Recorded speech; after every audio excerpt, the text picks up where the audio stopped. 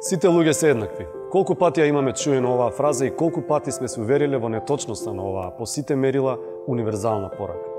Да, луѓето не само што треба, туку и мора да бидат еднакви. А првиот чекор е секако родовата еднаквост. Родовата нееднаквост практично создава простор во кој е дозволено насилството врз подчинетиот пол, кој иронично се нарекува понежен пол. Но нема ништо нежно во нееднаквоста. Нема ништо нежно во насилството. Мора да се соочиме со фактот дека сексуалното насилство врз жените и девојчињата е проблем кој мора да се реши по секоја цена. Зашто во спротивно, иднината на која толку многу се повикуваме станува невозможна. Нема оправдување за која било форма на насилство.